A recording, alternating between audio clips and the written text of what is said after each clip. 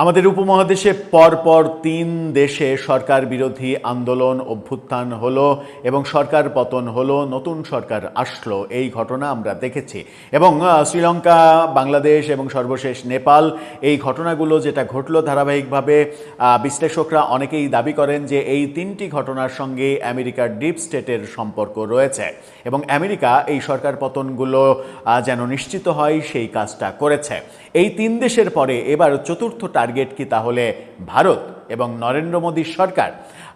ভারতে গত ২ দিন থেকে ওই আদালতের একটা মন্তব্য, মানে তেলাপোকার যে মন্তব্য, সেই মন্তব্যের জেরে গড়ে ওঠা ককরোচ জনতা পার্টি, সেই পার্টির নেতা কর্মীরা রাস্তায় নেমেছে। রাস্তায় ভয়ঙ্কর অবস্থা, প্রচণ্ড খারাপ অবস্থা, সংসদ ভবন ঘেরাও করার অবস্থা, টিয়ার সেল মারামারি, লাঠিচার্জ, সাউন্ড গ্রেনেড ছোড়া, কাঁদানি গ্যাস, তুমুল অবস্থা চলছে দিল্লিতে, রাজধানী দিল্লিতে। এবং দেখা যাচ্ছে যে বোম্বাই ফিল্ম ইন্ডাস্ট্রির তারকারা পর্যন্ত এই আন্দোলনে যোগ দিচ্ছে। এরই মাঝে বেশ কিছু গুরুত্বপূর্ণ ঘটনা ঘটেছে। সেই ঘটনাগুলো কি এরকম ইঙ্গিত দেয় যে নরেন্দ্র মোদী সরকার পতনের পেছনেও একটা বড় আয়োজন শুরু হয়েছে? চলুন একটু দিল্লিতে থেকে ঘুরে আসি কি হচ্ছে সেখানে এবং সেখানকার আন্দোলন ব্যাপারে বাংলাদেশের কিছু মানুষের অবস্থান কি। থাকবেন পলিটিক্স টিভির নিয়মিত আয়োজনে।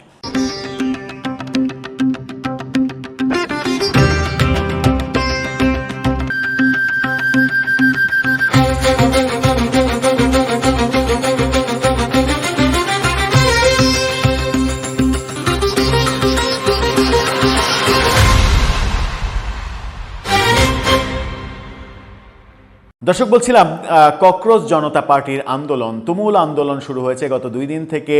এই আন্দোলন দানা বেঁধে উঠেছে এবং সেই আন্দোলনের মাঝে আজকে আবার ভারতের কৃষকরা তারা রাস্তায় নেমেছে। সরকারের একটা উভয় সংকট অবস্থা তৈরি হয়েছে। ককরোচ জনতা পার্টির আন্দোলনকে ঠেকানো খুব মুশকিল হয়ে যাচ্ছে সরকারের জন্য। যখন এই আন্দোলন চলছে এবং যখন বাংলাদেশে একটা গোষ্ঠী ঢাকা না দিল্লি, ঢাকা ঢাকা স্লোগান প্রতিষ্ঠিত করার চেষ্টায় রত গত ২ বছর ধরে, সেই গোষ্ঠী অর্থাৎ এনসিপির যুব উইংস, তারা এই আন্দোলনে ভারতীয় ককরোচ জনতা পার্টি তাদেরকে সমর্থন দিচ্ছে।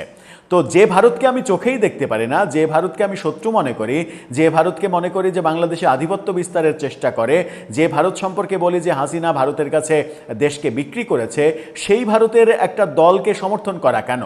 ওরা তো ভারতীয়ই, ওরা তো পাকিস্তানি না যে ভাই হিসেবে বুকে জড়িয়ে ধরে তাদেরকে সমর্থন করতে হবে।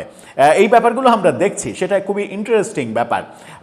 তাহলে এই সমর্থন যখন আমরা দেখছি, তখন স্পষ্ট বলা যায় যে এই গোষ্ঠীর আদতে ভারত বিরোধী অবস্থান না, বিজেপি বিরোধী অবস্থান।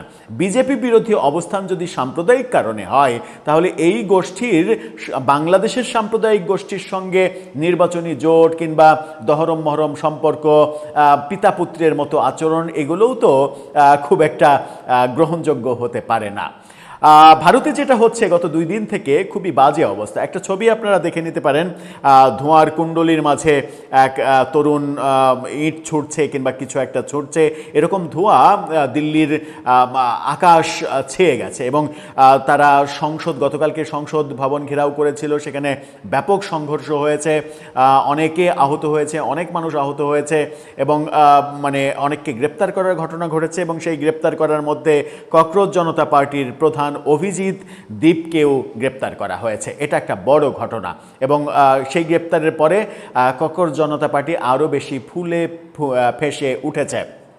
এরই মাঝে আমরা দেখেছি শাবানা আজমির মতো মহাতারকারা অনেকেই এই আন্দোলনের সঙ্গে নিজেদেরকে সংযুক্ত করছেন। এটাও কিন্তু একটা বড় ঘটনা। অভিজিৎকে গ্রেপ্তার করার ব্যাপারে আপনারা ঢাকা টাইমসের এই শিরোনামটা দেখে নিতে পারেন। সেখানে বলা হচ্ছে যে ককরোচ জনতা পার্টির প্রতিষ্ঠাতা অভিজিৎ দীপকে আটক।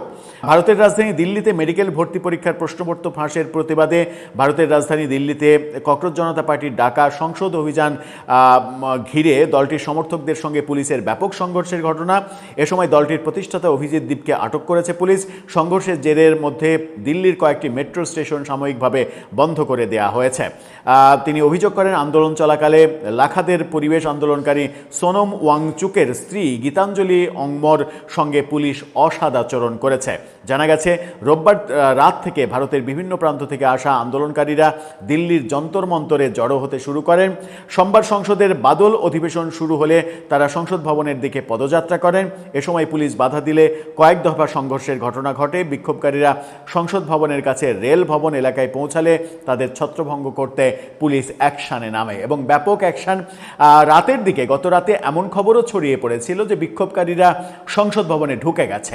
বাংলাদেশে অনেকে এই খবর ছড়ানোর চেষ্টা করেছে যে ভারতের সংসদ দখল করে নিয়েছে ককরোচ জনতা পার্টি, এবং এই ককরোচ জনতা পার্টির এই আন্দোলনকে এনসিপির যে যুব উইংস, যুব শক্তি, তারা প্রকাশ্যে সমর্থন করে বিবৃতিও দিয়েছে।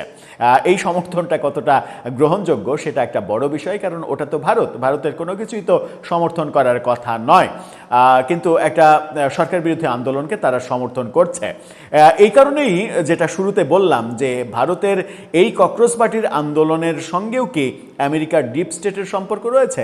বাংলাদেশের জুলাই আন্দোলনকে কেন্দ্র করে ডিপ স্টেটের সম্পর্ক নিয়ে জুলাই যোদ্ধাদের অনেকেই প্রকাশ্যে কথা বলেছেন। ফরহাদ মজার প্রকাশ্যে স্বীকার করেছেন এটা ডিপ স্টেটের কাজ ছিল, এবং প্রফেসর ইউনূসের কথাতেই প্রমাণ হয় যে এটার পেছনে একটা বড় ডিজাইন ছিল, যখন তিনি বলেছেন যে মেটিকুলাস ডিজাইনে এই কাজটা করেছে। আসিফ মাহমুদ সজীব ভুঁইয়া কদিন আগে, এই তো 2-3 দিন আগে একটা অনলাইন প্ল্যাটফর্মে সাক্ষাৎকারে বলেছেন যে অনেক আগে থেকেই মানে এই সরকার, মানে অন্তর্বর্তী সরকার গঠনের অনেক আগে থেকেই, জুলাইয়ের শেষ দিক থেকেই তিনি প্রকাশ্যে স্বীকার করেছেন যে ডক্টর আলী রিয়াজের সঙ্গে তার নিয়মিত কথা হচ্ছে, সুজনের সম্পাদক বদিউল আলম মজুমদারের সঙ্গে তার নিয়মিত কথা হচ্ছে, তাদের কাছ থেকে পরামর্শ নিচ্ছেন। তার মানে আন্দোলন চলাকালীন সময়ে এই আলী রিয়াজ এবং বদিউল আলম মজুমদার তারা এটার সঙ্গে অ্যাটাচ ছিলেন, এবং এই অ্যাটাচ আলী রিয়াজ কিংবা বদিউল আলম মজুমদারদের অ্যাটাচমেন্টই বলে দেয় যে এটা ছাত্রদের আন্দোলন ছিল না, এটা একটা পরিকল্পিত ব্যাপার ছিল, যেখানে ছাত্রদেরকে সামনের সারিতে রাখা হয়েছিল। এবং ডক্টর ইউনূসের মেটিকুলাস ডিজাইন এই কথাগুলোতেই প্রমাণ করে। ভারতেও কি সেটা হচ্ছে?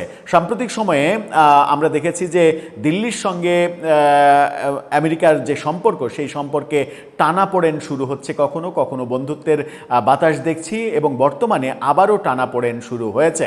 এবং এই টানাপোড়েনের মানে খেলায় মানে ডিপ স্টেট, আমেরিকার ডিপ স্টেট কি এরকম ভাবছে যে এবার নরেন্দ্র মোদীকে খেলাটা দেখিয়ে দিই? যখন এই খেলা হচ্ছে নরেন্দ্র মোদী সরকারের বিরুদ্ধে, যদি হয়, আমি জানি না খেলা হচ্ছে কিনা, তাহলে কি নরেন্দ্র মোদী সরকার সত্যিই বিপদের মুখে? নরেন্দ্র মোদী সরকার বিপদের মুখে হলে সেই সরকার পতনের পরে ক্ষমতায় কি বিজেপি আসতে পারবে, নাকি ডিপ স্টেটের প্রতিনিধি হিসেবে ককরোচ জনতা পার্টি ভারতের রাষ্ট্র ক্ষমতায় যাবে, এবং ভারতের মতো 140 কোটি জনসংখ্যার একটা দেশ, যেটা বিশ্বের অন্যতম একটা শক্তি হিসেবে আত্মপ্রকাশ করতে চলেছে, সেই দেশটার পরিচালনার ভার যদি এই অদক্ষ, মানে কি বলবো, যে অনভিজ্ঞ তরুণদের হাতে চলে যায়, তাহলে কোন অবস্থায় যাবে দেশটা? সেটাও একটা বড় প্রশ্ন। কি হতে চলেছে ভারতে আমরা জানি না। দর্শক, আপনি কি জানেন কি হতে চলেছে? এবার কি আমাদের উপমহাদেশের চতুর্থ টার্গেট ভারত? আপনার মন্তব্য জানিয়ে লিখতে পারেন আমাদের কমেন্ট বক্সে।